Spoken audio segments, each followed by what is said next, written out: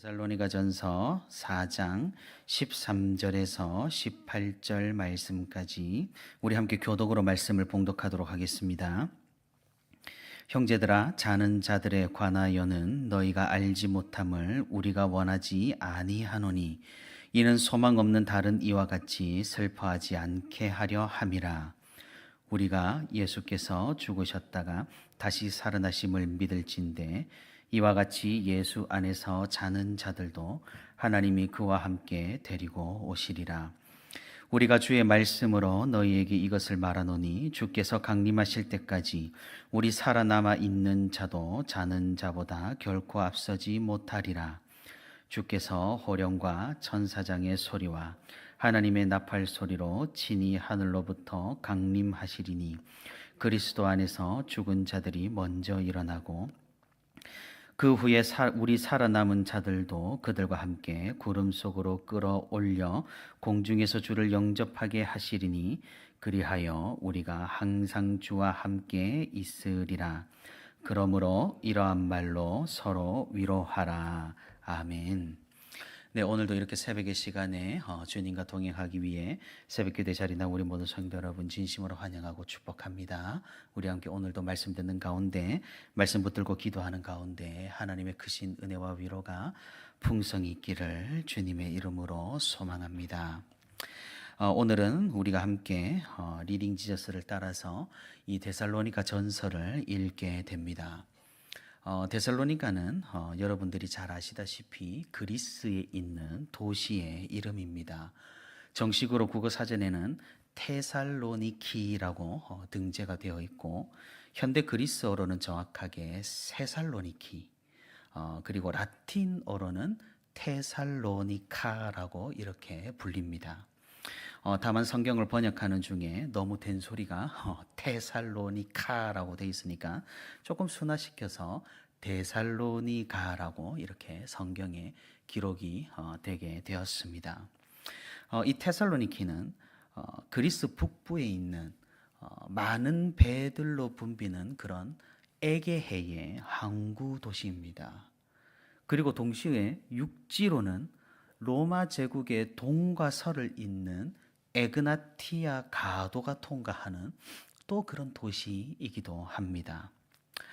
더군다나 이 테살로니키 지도를 한번 찾아보시면은 안쪽으로 움푹 이렇게 들어가 있는 만 형태의 바다 지형이 있기 때문에 천년 방파제 조건을 이미 갖춘 천연의 항구 도시입니다. 그래서 거센 파도가 이렇게 오기 전에 이미 만에 이렇게 방파제로 이렇게 역할을 하게 되는 것이죠. 그래서 이 테살로니키는 과거에서부터 사방이 뻥 뚫린 다른 그런 항구 도시들보다 군사적으로 굉장한 이점이 있었고 또 육로와 항로가 둘 다 통과한다라는 어떤 지정학적인 중요성이 있었기 때문에 너무나 당연하게도 그리스에서 주요 도시로 발달했었습니다. 그래서 육로를 통해 동서 방향으로 접근할 수 있었죠. 그리고 항구를 통해 에게해를 통과해서 곧바로 지중해에 빠르게 접근할 수 있는 이런 특장점이 있었던 도시가 바로 테살로니키입니다. 이렇게 중요한 지정학적 위치를 가진 도시니만큼 나중에 후기 동로마 제국에서는 수도인 콘스탄티노플 다음으로 번성한 제국의 제2의 도시까지 되었다고 합니다. 역시 제가 그리스 지역을 방문을 했을 때 이 도시에도 테살로니키에도 제가 한번 가보았습니다. 도시가 방문하면은 굉장히 깨끗하고 또 활기차고 날씨도 굉장히 좋아서 분위기가 또 여유롭고 좋았던 그런 기억이 있습니다. 다만 아쉽게도 여전히 이 도시에는 인구가 많고 여전히 사람들이 많이 거주했기 때문에 유적지가 그렇게 잘 남아있는 편은 또 아니었습니다. 사실 그리스와 터키에는 땅 파기가 두려운 동네라고 합니다. 왜냐하면 무슨 집 앞에 땅을 파도 벌써 몇천 년 전 유물이 나오는 그런 실정이라서 그래서 그리스 도시를 가보시면은 땅에 박아두는 그런 가로등이 없고 건물을 주로 연결을 해서 전선을 연결을 해서 도로 중앙에 등을 이렇게 매달아 놓은 그렇게 설치해 놓은 것을 볼 수 있을 정도니까 말입니다. 테살로니키에 역사적인 유명한 그런 남아 있는 건물들 유적지들은 있었지만 교회와 관련된 유적지가 없어서 방문을 했지만 조금 아쉬웠던 그런 기억이 있습니다. 사도 바울 일행은 2차 전도 여행 때 이 테살로니키를 방문하여서 교회를 세웠습니다. 하지만 우리가 사도행전에서 읽어봤듯이 바울 일행은 이곳에 오래 머물러 있지를 못했습니다.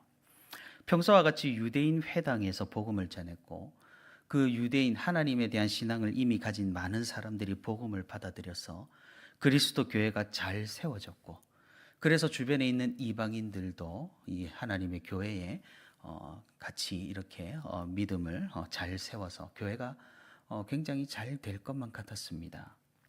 하지만 여기에서도 교회에 대한 방해는 여전히 있었죠. 이 유대인 회당 지도자들의 시기심이 날이 갈수록 커져갔고 그리스도의 교회가 유대인 회당에서 유력한 사람들을 빼내어 간다라고 그렇게 여겼던 것입니다. 그래서 사도 바울 일행을 방해하고 저지하기 위해서 불량배들을 고용하여서 그 도시 내에서 소동을 일으킵니다. 바울 일행을 극진히 대접했던 야손이라는 사람을 붙잡아서 재판에 넘기기도 고발을 하기도 했었죠. 때마침 이때 로마 제국에서 클라디우스 황제가 로마에서 소동을 일으킨 유대인들을 추방하는 일이 벌어졌습니다. 그런 제국의 분위기와 소문이 들려오니 테살로니키 도시의 분위기도 뒤숭숭해졌고, 또 사실상 유대인들끼리의 문제가 이렇게 불거진 거지 않습니까? 그러니까 이런 문제가 또 커지는 것을 도시 지도자들이 원하지 않는 그런 상황까지 오게 되었습니다.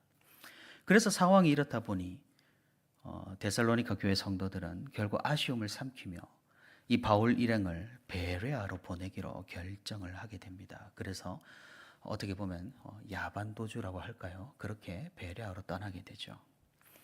참으로 데살로니가 교회는 이런 박해와 어려운 상황 속에서 복음을 듣고 태어난 그런 교회였던 겁니다.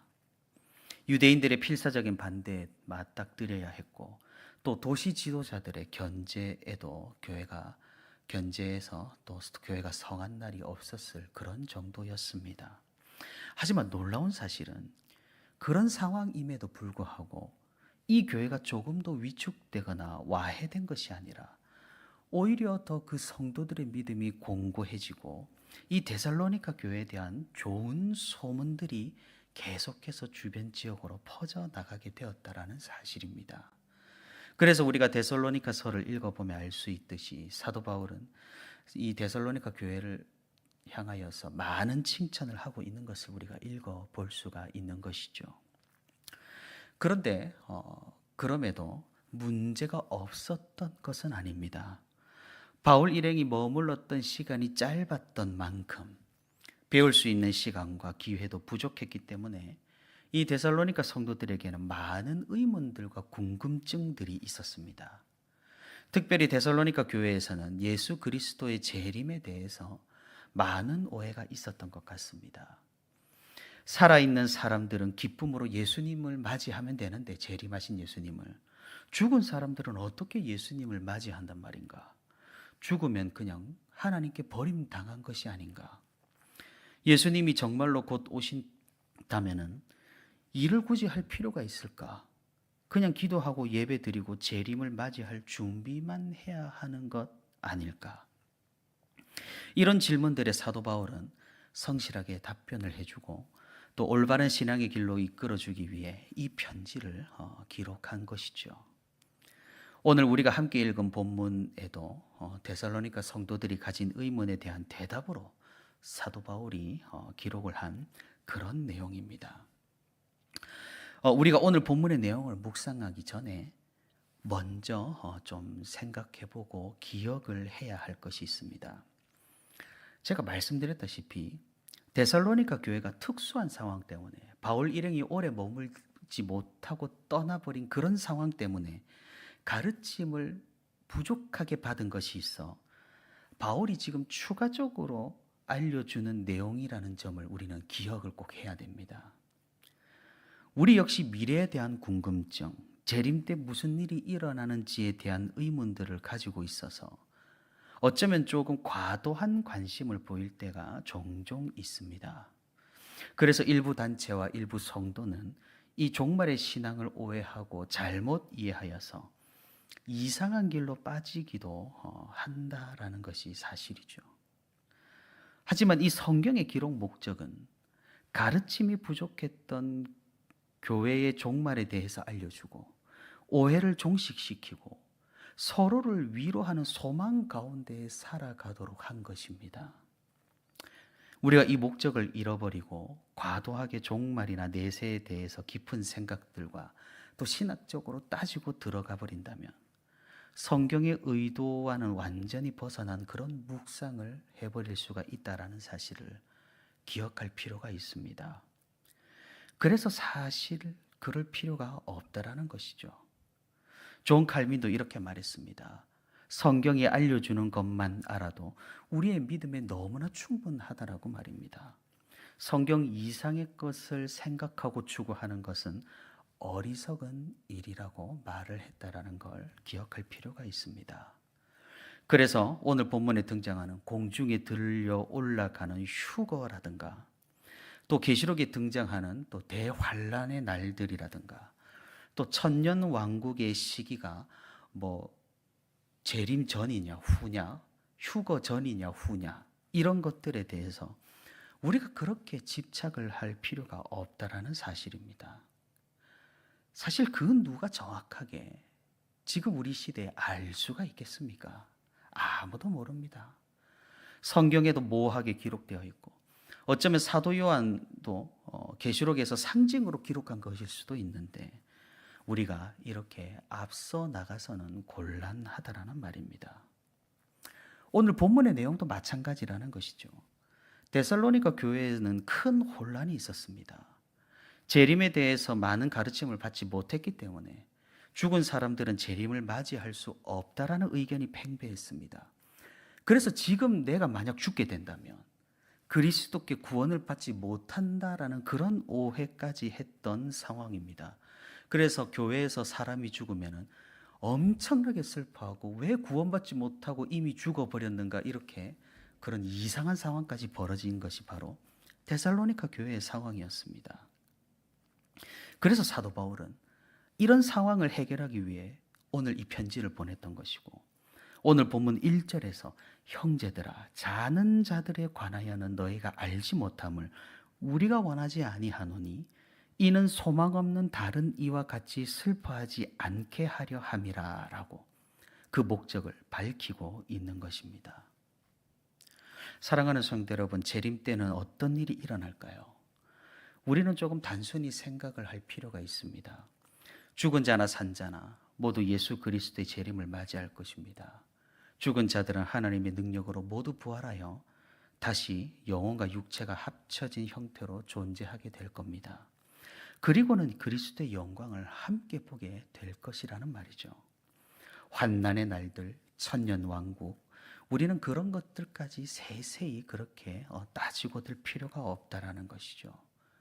우리는 그저 주님의 다시 오심을 기다리며 또 기도하며 또 기대하는 성도로서 오늘 이 현재를 충실하게 즐거움과 기쁨으로 믿음의 삶을 감당하며 살아가는 것이 바로 우리의 소명이라는 겁니다. 제가 아주 단호하게 이런 주장을 지금 하고 있는데 이것을 어디서 알 수 있을까요? 단순히 저의 주장일 뿐일까요? 그렇지 않다라는 겁니다. 먼저 오늘 본문 마지막에 18절에 재림에 대한 사실을 가르치고 난 후 사도 바울은 성도들이 취해야 할 행동을 직접 알려줍니다. 무엇입니까?